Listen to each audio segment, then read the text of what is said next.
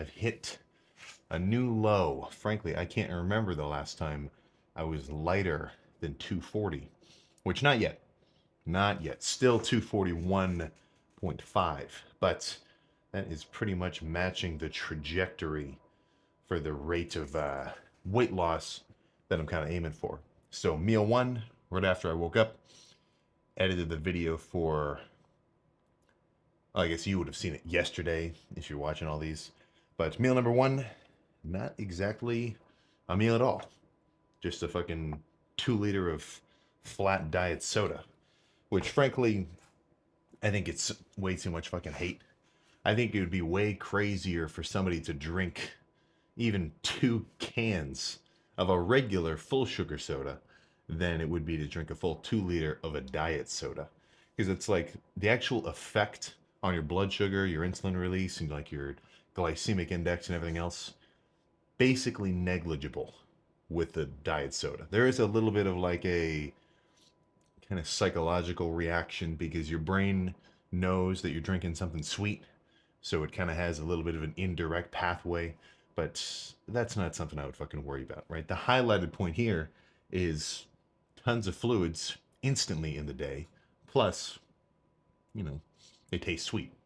And if you're a fucking baller, then drink a 2 liter of water, splash some electrolytes in there as well, just to get a full kick out of it, and then, drink that. But for me, this makes it a bit easier. Plus, it kind of quenches my fucking sweet tooth. I could tell these last couple of days I'd really been kind of sort of fiending for treats. So now the cupboard is full of like, oh man, it's like diet ginger ale, like cranberry, like some red Fago, some everything, all sorts of whatever. Which, I mean, it's not like it's the same sort of sensation as drinking or as like, scooping out some Ben and Jerry's or like having some sweets or something. But it's a good little stopgap. So, fasted cardio is something I end up doing when I'm dieting down, but it's not because I think fasted cardio in general is like magic. And it's like, oh, I'm going to burn more fat when I'm fasted because I don't have any other, there's no other food in my system. I mean, there's probably a point to look into there, but nothing major, right? Regardless, throughout the entire day today, I'm still going to eat the same amount of food, do the same amount of cardio and working out. The order shouldn't really matter that much in terms of the overall effect, right? Now, in terms of how easy it is for me to stick to these kind of limitations, that's where I like waiting until, I mean, maybe even noon, sometimes even 1 for that first meal, just because, now instead of having to spread like 2,400 calories throughout the entire day, right? Like 8 o'clock all the way till, I mean, probably midnight. That's what? It's like 16 full hours.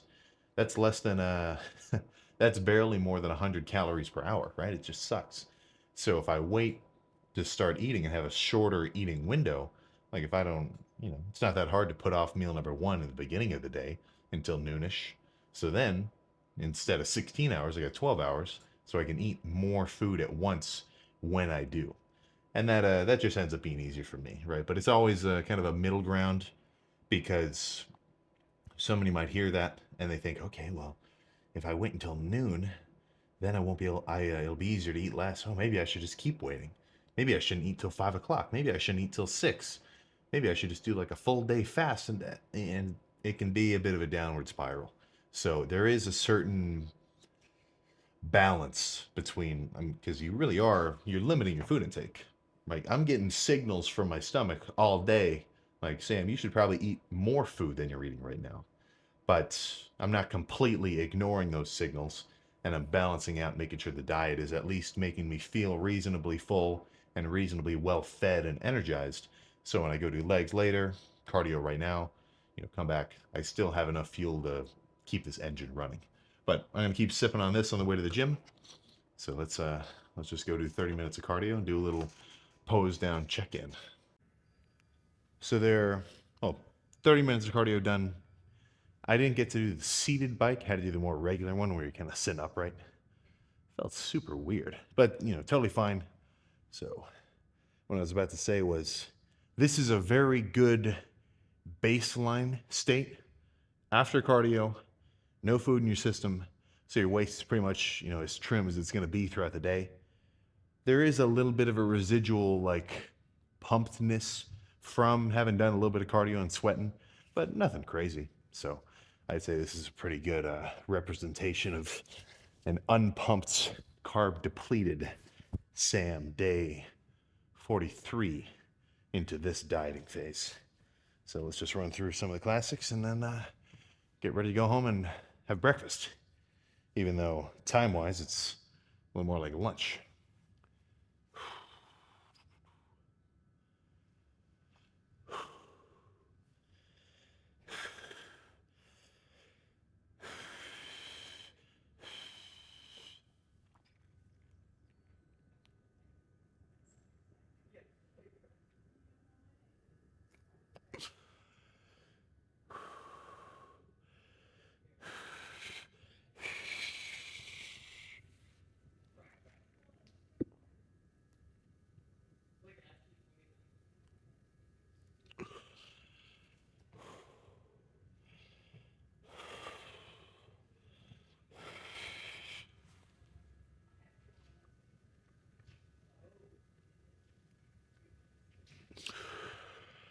Oh, goodness. So the reason I sit here and I try to blow out as much air as possible before any of these poses that involve a vacuum is because within this space of my whole torso, right, I got all my guts, my lungs, everything, but your lungs specifically, you can kind of shrink those down, right, and make room to kind of suck everything up into your diaphragm if you blow all your air out. Like if I took a big breath in, it's like a vacuum isn't even possible. So if you're ever trying to practice that, really try to blow out every bit of air you got. Stand up a little. And I almost kind of imagine pulling like this part of my midsection, like, because my ribs are like here. Like that's a rib right in the middle of these two abs. So I'm trying to feel these like suck inward and upward. So I can go from like, a regular standing look, I guess, like a regular standing look here to like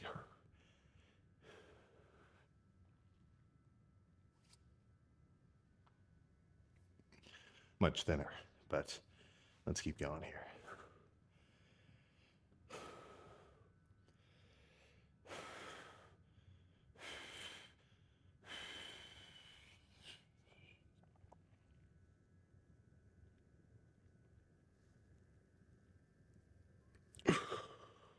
Oh.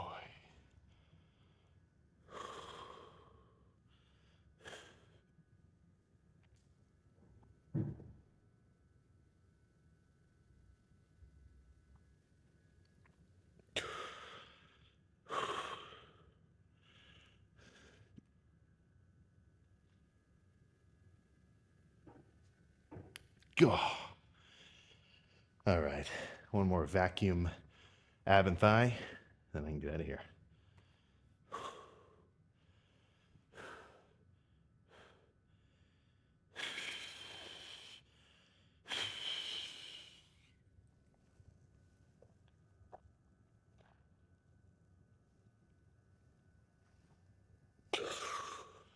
Oh my gosh. It's fucking hard to hold those poses, especially after 330 or so calories being burnt in about 30 and a half minutes. Sometimes I got to go over that 30-minute mark if whatever game or I was playing on my phone wasn't over yet. But now I have about 100 and something grams of carbs, 75 grams of fats, and 250 grams of protein to start chowing down on. So let's go cut to the real meal number one.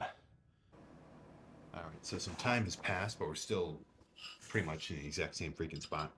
This was actually going to be rice, canned chicken, hot sauce, a little bit of fat-free mayonnaise, kind of just for added, really just added moistness. But after a little bit of a Rocky-based fiasco, right, the black cat, who has a little bit of a tendency of taking food off of our plates, turned into tuna and rice.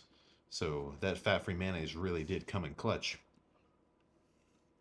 because the tuna is not the it doesn't get treated so nicely. The canned chicken, depending on the brand, you'd have no idea it wasn't just, cooked before. Because it's not just super dry and everything else.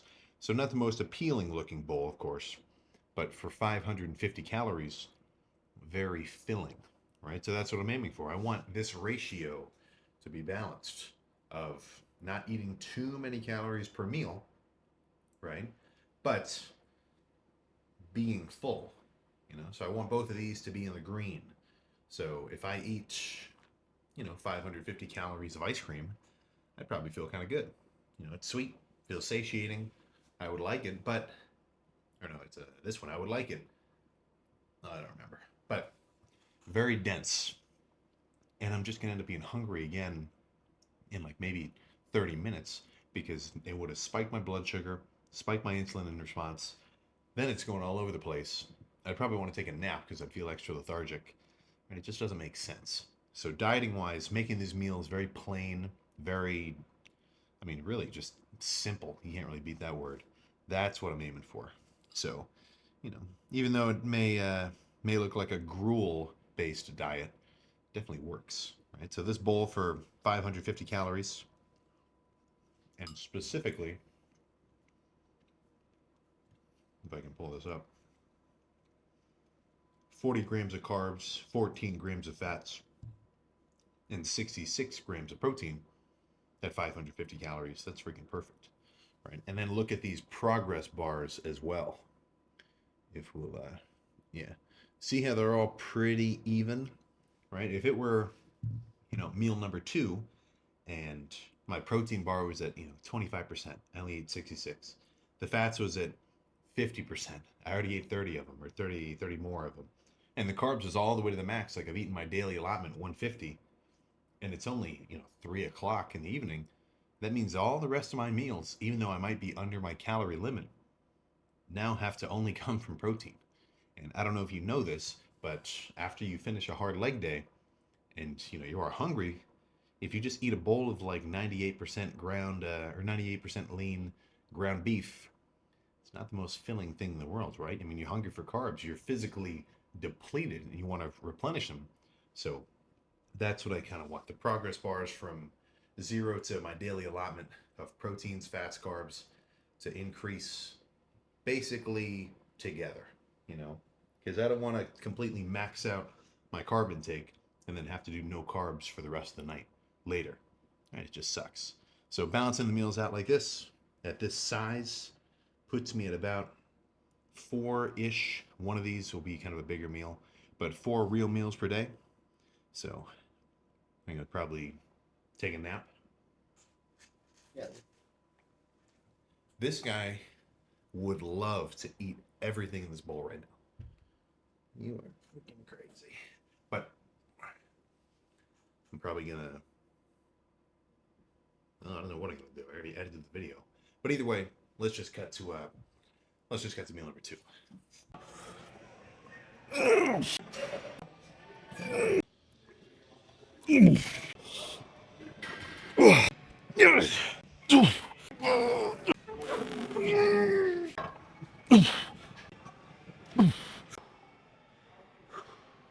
So that's what I'm aiming for. This separation. All right, I didn't mean to make the desk the freaking setting for every meal, but reasonably fitting. Honestly, a ton of meals go down right here, so it kind of it's not out of place or anything. But post-workout, quick pit stop to Chipotle, and a lot of it's already gone. I've already eaten basically a good chunk of it, but I kind of finesse my way into getting double steak. So just by eye, I'm not, I guess I don't know exactly, I didn't weigh it, but what I would guesstimate to be around 40-ish, 45 grams of protein. And usually with the protein, I like to underestimate. And with anything carbs, fats, I want to overestimate. Because, if I had a bowl of 100 grams worth of carbs of rice, and I said, that looks like 50 to me, right, 50, that's putting me in the red, right? I'm overeating. I'm eating more calories than I'm accounting for.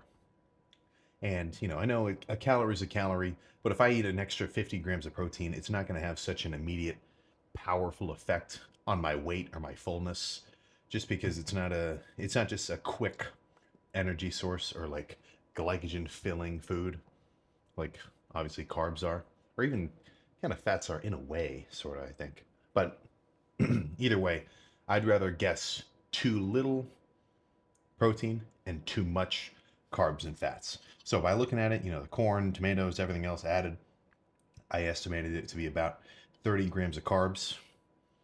Actually, no, I didn't write 30 grams. I said 25 grams of carbs because there's no rice, no nothing. This was just lettuce, steak, steak, the corn salsa, the red salsa, and then I think spinach too. I don't remember. Maybe no, yeah, just lettuce. But either way, no direct carb source here. So I did kind of add a little bit because I put some barbecue sauce onto it, which I did weigh out, right? And it ended up being about a serving and a half, 16. So this whole meal puts me from earlier in the day to right now at, holy crap, I'm way behind. I get to have a really big meal next at 1,293 or no, 1,193 calories, 100 grams of carbs, 40 of fats, 106 of protein. So actually a little bit behind on my protein intake so far. But what that means is my next two meals that I eat before bed get to be a bit bigger. Good for me. I'd rather have more calories later in the day than have to scrimp and have like a tiny dinner and then go to bed feeling hungry. But either way, that's sort of the post workout meal. I'm sure I'll go have a treat or something. Oh, and that was excluding a little 15 grams of carbs worth of like a kind of a semi-dried like strawberry mush, or I think it was like a strawberry apple kind of like fruit bar. May as well have been like a fruit stick or something like that. But I'm still going to count that too. I'm going to count all these calories from every source that they're coming from because they all add up, right? If you were, I mean, when you look at like if you were an accountant, you're not going to let any of this, fucking ins and outs get lost in translation. You want to know where everything is going at all times to make sure that your system, I guess that'd be the system of a business, right, is moving properly. And objectively, the same approach can be applied to your diet. Obviously, you're not you're not going to have any returns on your carb intake or whatever else, but it really is as simple as you need this many calories per day to stay the same weight. So if you eat this many per day, on average, obviously there's fluctuations, but on average, if you plot your weight over time, guess what? You're going to be the same dude. You're going to weigh the same. You're going to be the same size. You might main gain a little bit, but even then, I'd probably argue that main gaining is really just a mild surplus, very mild, but still a surplus nonetheless. So it's like, it's just this simple. Now, of course, it can be overcomplicated, like because you can look at your training frequency, your cardio, your daily steps, the types of food that you're eating and everything else. But when it comes down to it, if you boil it down to its most basic components, right? Like if this is all dieting right here, cardio, calories, weight training, rest and recovery, hydration, carb intake, glycemic index, your insulin sensitivity, the amount of protein you're eating. If you boil all of that down, then I am not joking when I say it's just this right here. If you eat more than this bar, which is the amount of food you need per day to stay the same weight, you're going to start gaining weight. And if you eat less, you're going to start losing weight. Now, when you couple that with weight training, you're going to gain muscle, gain a little bit of fat too. It's just the nature of bulking. Or you're going to maintain most of your muscle and peel off body fat, right? So there's no way around it. And the sooner that you can get a good grasp on that, the better, I feel. I mean, frankly, my lifts have, not even my lifts, but my general like performance is totally improved from now understanding like, what kind of fuel I'm actually putting into my system. And that's not like, oh, now I'm a total health nut. I'm eating all, I'm going Liver King carnivore. No, I'm just saying that there is a specific utility to the calories that you're eating. And that's just another variable, which if you can get control of, and if you go so far as to say you get at least maybe approaching a mastery of, then you can work it in a way where it works for you, you know? So for me to go into dieting blindly, or if I have some kind of hype where I'm like, okay, I want to get lean, I want to start trimming down. But I don't think about like, okay, tracking my food, counting all this shit on a macro tracker, getting a food scale, learning about like, okay, I probably shouldn't have that many simple sugars if I'm dieting down because it's going to throw my blood sugar all over the place and in turn throw my appetite all over the place, right? I mean, if every meal I had was a 50-gram bag of Skittles for the 150 grams of carbs I'm eating per day, so I guess 3 of them, then yeah, I mean, I would still be eating in a deficit. But subjectively for me, right after I eat that, it's not going to make me feel full at all. Zero fiber, like the amount of content just immediately gets dissolved. And it's like, it's not even a food per se, it's more of a snack. It has caloric value. But when I'm dieting down, that's when I'm actually eating in like a bodybuilder style. I'm talking regular bowls of normal ass plain foods, oatmeals, rice, potatoes, eggs, steak, ground beef, chicken, canned chicken, tuna, everything else. Like the simpler, the better. Because if you're, I mean, even if I had like 50 grams of carbs worth of strawberries right in front of me, that would be like, I don't know the math, but like a pound.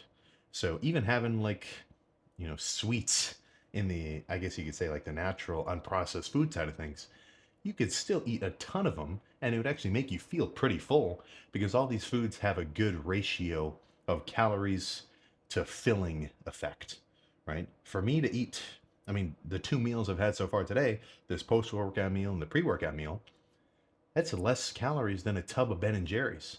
And if I had a legit tub of like, cookies and cream, which historically doesn't take me that long to basically, teleport into my gullet, it wouldn't make me feel as full, right? These more plain, real meals are where it's at. Now, when you're bulking up, you get a little more leeway, right? Because for me, at least, if I'm eating a ton of food throughout the day, then it's almost like an inverse kind of relationship. Because now I'm eating so much food and I always have food in my stomach at all times. It's like having a ton of carbs all throughout the day sort of stabilizes my blood sugar because it's almost always in a semi-elevated state because I'm always eating something. So it's kind of a two sides of the coin here of bulking up and cutting down. But what I was about to say was if you're trying to bulk up, I don't see the problem in throwing some sweets in there, man. I mean, if I'm at the grocery trip for like a bulking whatever, I'm talking fatty steaks, regular ground beef, like plain regular stuff. Like, but throw in some cereal, throw in some freaking cinnamon toast crunch. If you're, I honestly I think I'm starting to like golden grams a little more, but it's been like months since I've had a bowl of that. But either way, having some more treat style foods, I don't see a huge problem there. You're trying to gain weight. You're trying to eat a lot of food. So the argument when anybody's gonna dog on you for fucking, not even dirty bulking, but literally just having something that's not a chicken, rice, broccoli, then frankly, I think that guy is just a little bit limited in his mindset because that's not the only way to do it. If you've got a solid grasp of weighing everything, knowing how this food is going to make you feel fullness wise on your day by day basis, then I mean, if I was really fiending for it, I could probably maybe take a few more hours off of the eating window tomorrow. Have like one pre workout meal before chest, which right now I don't need to be totally full and carbed up. I'm already depleted anyway. If I only have 50 grams of carbs cumulatively before the workout, it's not going to bother me. I'm still going to have a good lift. So if I really wanted, I would say, screw it, man. I want a crazy McDonald's order. I want 2 double cheeseburgers. I want a spicy chicken sandwich. I want a large fry, and I want some chicken nuggets. Now, it's probably not ideal. It's probably going to make my stomach pretty upset too. But calorically, I could throw something that crazy into the mix and not be thrown off my leanness trajectory. But when I say that kind of stuff, that's for an example, right? That's not like an all the time kind of thing. Like when I said the shit about somebody could eat 6 vanilla plain glazed donuts every day, or they could no, what did I say? I said something. If somebody ate 1,500 calories a day worth of straight Krispy Kreme, right? Let's say you got a 6 pack. I think that's more like 900.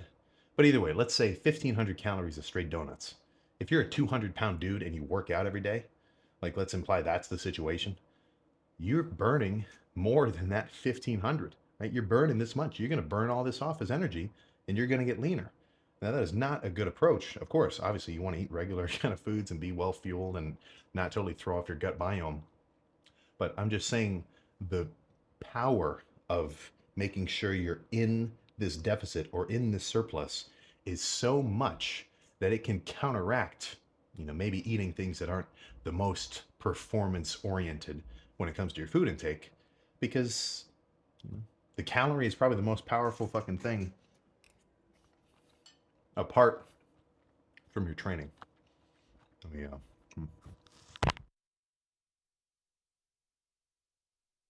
Okay, just realized I accidentally muted the mic when I took that thing off my head. But if I didn't say it already, I don't remember exactly when I cut out. But actually, wait, I think all I said was I'm going to play on my phone for a bit before the next meal. Well, either way, let's cut to whatever meal number 3 is. And it's getting close to bedtime. So I got 2 more big ass meals. I might even just make a big bowl of something and then snack on it for a while and then go to bed. I am well within my calorie goals so far, which that's good for me. So let's cut to meal number 3. Okay, so this is actually the next day when I meant to edit all this together, and I accidentally deleted the 15-minute chat of me eating my bowl of a pound of ground beef mixed with 40 grams of rice, mixed with what else? A touch of sugar-free barbecue sauce, as well as oh yeah, a couple slices of American cheese. But totaling, or what am I gonna say? Totaling for the end of the day, that puts me at. Actually, now I gotta go. I gotta go back into my logs to Monday. Yeah.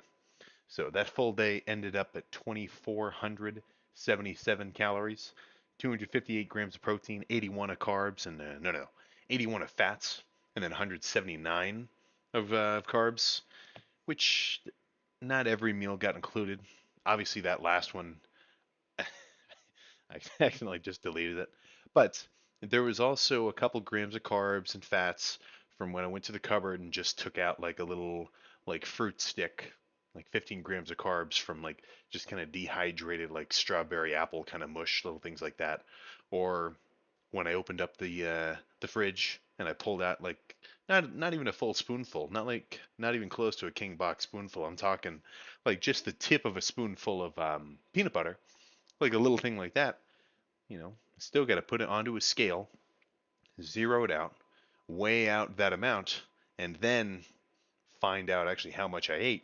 Because if every time you go to the fridge and you have like 7, 10 grams of peanut butter, you know, you do that once, maybe you're fine, right? But you do that 3, 4, 5 times throughout the day, and every time it's like barely meaningful at all, then before you know it, guess what?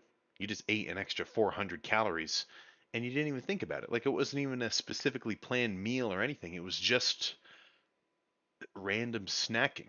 So I'm kind of restating what I already talked about last night when I meant to, kind of record this clip. But, the value still stands.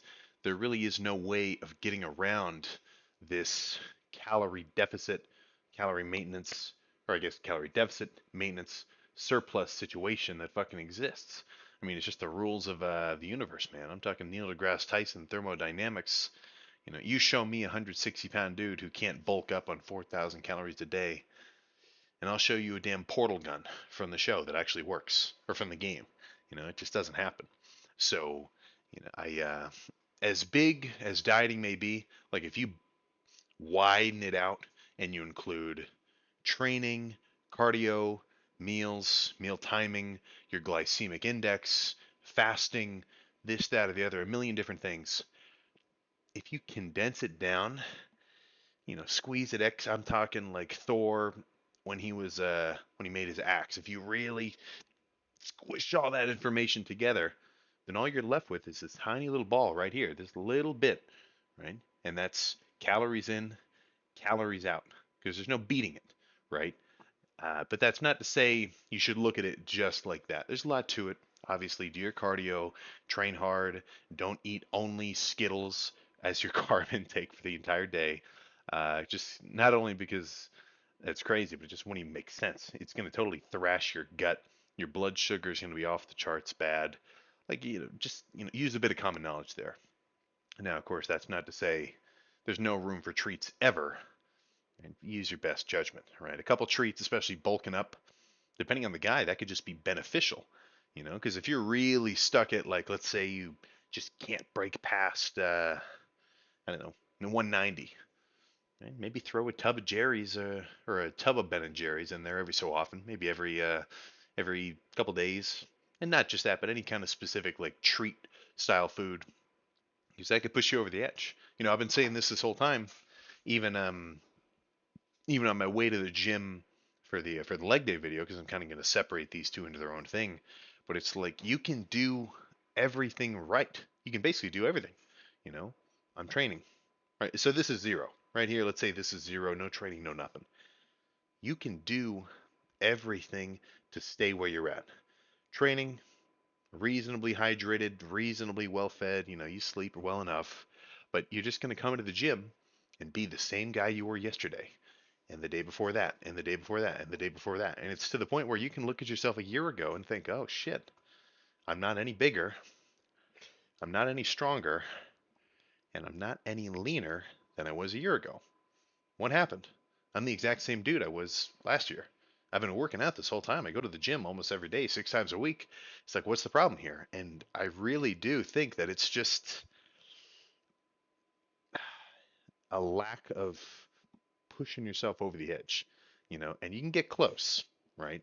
But I think if everybody's goal is to kind of overfill their cup with water and everything that pours out is basically gains, then I think that tipping stone, which is going to actually get the brim to stop having that hydrophobic effect where it's like almost working, but not really, I think it's calories, man. I really for and I'm saying this. I was about to say I believe it. It's not a belief, right? That's like knowing, a gram of carbs is 4 calories. I know it to be true. It's like, to be able to leverage the dieting side of things, the macro, the everything. If you're able to manage to at least get a better grasp on it, then it's going to make it so much easier to make your diet work for you specifically. I mean, this is why I'm not such a huge fan of like meal prep or anything crazy, like super strict like that, because I know that if I want to just count my calories and be kind of diligent about making sure I do count them throughout the day, then, when I stopped at my parents' house after I did my cardio, and I, probably made a little bit of a bad decision and had a couple of handfuls of peanut M&Ms that they had sitting out on the counter in a little mason jar, I'm not totally screwed. I did not just cheat on my diet. Now, I had what I ended up counting to be, let me actually skip to today's macro tracker. Yeah, I mean, I had 75 grams of carbs and about 30 of fats all at once in a form of food, which isn't really that filling. Now, of course, I did enjoy it. Tasted pretty good, right? It was kind of just a treat. But I'm not totally screwed. It's not like today is suddenly a wash because I had a couple handfuls of M&Ms. I just had that many of my allotted daily or my daily allotment of carbs and fats from that source. So of course I'm going to make sure I don't overeat tonight and shoot myself into a calorie surplus or maintenance. I'm going to make sure I stay at my deficit levels. But that's really how I feel about the matter. So if you've got a little bit of an itch, if you're curious about, okay, well, haven't really been able to break past 225 for four. I wonder what I should change. And the answer is not I should change my split. I should change my workout routine. I should stop doing high volume. I should switch to low volume. It's like, no, man. Across the board, the one thing that I think is going to change people's trajectory in terms of recompositing their body, and I don't mean like a body recomp. I'm talking about like bulking up, cutting down, building muscle, losing body fat, maintaining muscle, everything and everything in between. That's all going to come down to simply how much fuel you're giving your body. Because the whole point of bulking up is you want enough energy to be able to not only recover from your lifts, but to over recover. I mean, that's literally the nature of it. You just thrashed your biceps. You want to come home, eat enough food so that they recover, and not only recover, but recover a little stronger, right? A touch bigger. So if you're dieting down, right? You want to eat enough food to recover, obviously. You want to keep training, give yourself that muscle kind of maintaining stimulus of working out, because that's the primary point of training when you're dieting, right? It's making sure you keep the muscle that you've already built. But you have to eat less, or you have to only eat enough to do that, and not so much. There we go. I ran out of space, but that's what I'm aiming for, right? So if I eat too much, I'm not going to lose fat no matter how much I will it or want it to happen. And if I don't eat enough, I'm not going to suddenly start gaining even just a pound a month from regular training. And it's not a wishing type situation. It really is simply, if I take these steps, right? If I got my macro tracker on my phone and I'm actually using it, and I've got my food scale in the kitchen, and it's actually being used on the regular to actually make sure I know how much food I'm eating per day, then it's no longer a question of if, it's simply a how long is it going to take. And I think that is such an easier thing to do. You know, if you set your goal up as like an arbitrary, kind of far off, distant, like, okay, I want to be shredded. Man, it'd be awesome if I was shredded next year. What the fuck does that even mean? Like, that's not even necessarily a goal. That's just a statement, right? So if you can break that down from that overarching, like, huge thing, like, I want abs, I want ab veins next year or however many years. If you can break that down to that small day by day of calorie counting, right? Staying under your deficit, doing your cardio, matching that with hard training, staying well hydrated, getting more than 4 hours of sleep because you stayed up on Overwatch, then it really just becomes okay, I can do this. I've been doing this for a while. It's becoming a habit. Now, all I got to do is keep doing it until I get the results that I'm aiming for. So that's my shtick there, right?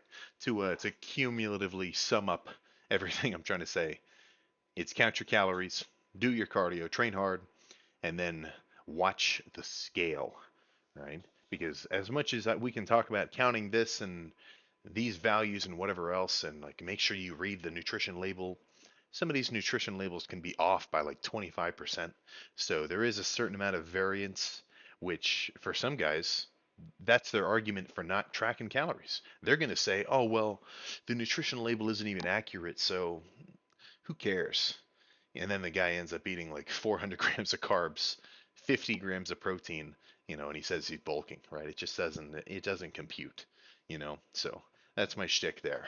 But yeah, I don't know. It was like the first time I ever deleted a clip over the last like 2 years. Well, whoops. But either way, I've got chest tomorrow, so I guess I'll just see you then.